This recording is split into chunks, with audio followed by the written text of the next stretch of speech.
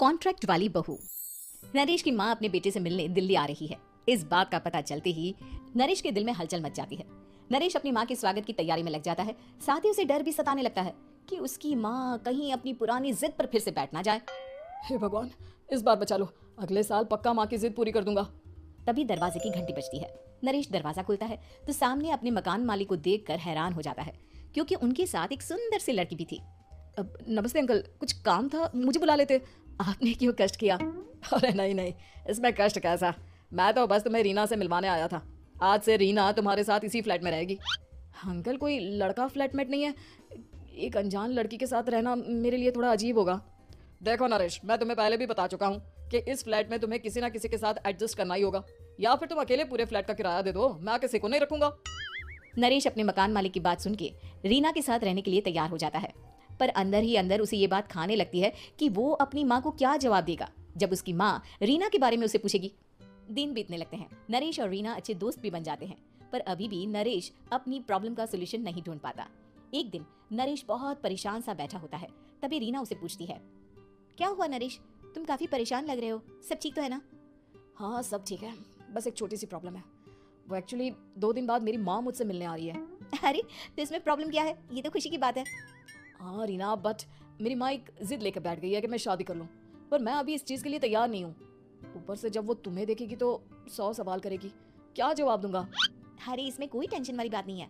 मेरे पास ना इस प्रॉब्लम का सोल्यूशन है, जिससे ना तुम्हें शादी करनी पड़ेगी और ना ही तुम्हारी माँ मेरे बारे में कुछ पूछेंगी। रीना की बात सुनकर नरेश सोच में डूब जाता है। वो सोचता है कि रीना खुले ख्यालों वाली लड़की है, कहीं माँ को सच बता ना दे। नरेश को सोच में डूबा देखकर रीना कहती है, अरे क्या हुआ, किस सोच में पड़ गए? डोंट वरी, जैसा तुम सोच रहे हो ना वैसे कुछ भी नहीं है।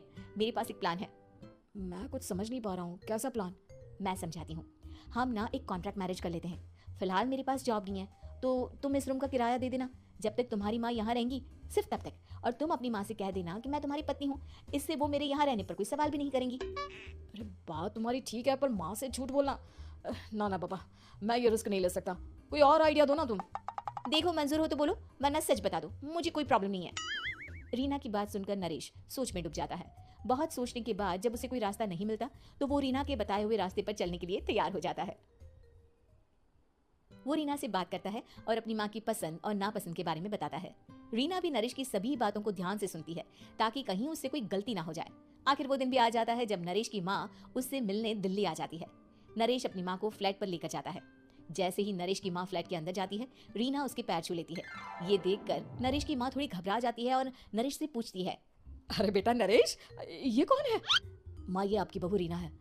माफ़ी चाहता हूँ, सब कुछ इतनी जल्दी में हुआ कि आपको बता ही नहीं पाया, इसलिए सोचा कि क्यों ना आपको सरप्राइज दिया जाए। अरे बेटा, मैं तो बस तेरा घर बसा हुआ देखना चाहती थी। हाँ, बहुत अरमान थे अपनी इकलौती बेटी की शादी को लेकर, लेकिन कोई बात नहीं, शायद किस्मत को यही मंजूर होगा। ये कहते ही नरेश की माँ रीना को गले लगा लेती है। रीना बेटिया, मेरा बेटा ना थोड़ा नादान है, पर तुम काफी समझदार लगती हो, और मैं जानती हूँ कि तुम इसका बहुत अच्छे से ध्यान रखोगी। माँ आप चिंता मत कीजिए, मैं सब संभालूंगी। नरेश की माँ अपने बहू और बेटे के साथ खुशी खुशी रहने लगती है। दिन बीतने लगते हैं। नरेश की माँ और रीना का रिश्ता बहुत मजबूत होता चला जाता है। वो दोनों सारा दिन एक साथ रहती और खूब बातें करती। इधर साथ रहते रहते नरेश और रीना भी एक दूसरे से प्यार करने लगते हैं। दोनों को इस बात का एहसास हो जाता है, फिर भी वो इस बात को छुपा कर ही रखते हैं। एक दिन नरेश की माँ और रीना शादी के बारे में बात करने लगते हैं।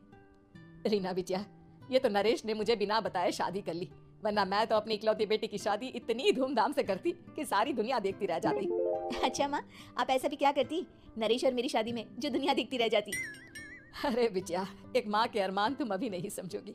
मैं तो अपनी बहू को एक रानी की तरह लेकर आती और शादी भी बिल्कुल शाही अंदाज में करती, पर मेरे तो सारे अरमान ऐसे ही रह गए। खैर, मुझे तो अपने बेटे और बहू की खुशी चाहिए बस। ये कहते हुए नरेश की माँ की आंखों में आंसू आ जाते हैं। रीना भी ये सुनकर ख्यालों में खो जाती है, क्योंकि वो भी मन ही मन खुद को नरेश की पत्नी और उसकी माँ की बहू मानने लगी थी।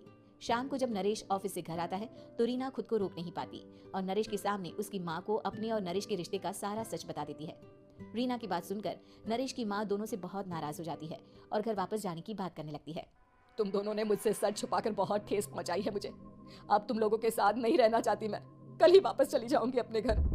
माँ मुझे माफ कर दो, ये सब मैंने रीना के कहने पर ही किया है, वरना मैं भी आपको कभी ठेस पहुंचाने के बारे में सोच भी नहीं सकता। हाँ माँ, हमने ये सिर्फ आपका दिल रखने के लिए किया। प्लीज़ हम दोनों को माफ़ कर दीजिए। तुम दोनों ने मेरे अरमानों के साथ खिलवाड़ किया है, और वैसे भी मुझे अपने बेटे के लिए एक अच्छी लड़की ढूंढनी है, इसलिए मेरा यहाँ से जाना ही बेहतर होगा।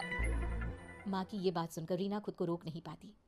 माँ, क्या मैं आपके घर की बहू बनने लायक नहीं हूँ? रीना की बात सुनकर नरेश हैरान रह जाता है। नरेश की माँ भी कुछ समझ नहीं पाती। मैं कुछ समझी नहीं, आखिर तुम कहना क्या चाहती हो? माँ, मैं वो नरेश से बहुत प्यार करती हूँ, और साथ ही साथ मैं आपको भी अपनी माँ मान बैठी हूँ। आज जब आपकी बातें सुनी तो खुद को रोक नहीं पाई, इसलिए सारा सच आपको बता दिया। रीना की बात सुनकर नरेश की माँ की आंखों में आंसू आ जाते हैं और वो अपने बेटे नरेश और रीना को गले लगा लेती है। मेरे घर की बहू तो सिर्फ रीना बिटिया ही बनेगी। मैं आज ही तुम दोनों की शादी की तारीख निकलवा दूंगी, बस एक बार तुम्हारे घर वाले मान जाए। उसी दिन रीना के माता पिता भी उनके फ्लैट पर आ जाते हैं। दोनों परिवार आपस में बैठकर बातें करते हैं और शादी के लिए राजी हो जाते हैं।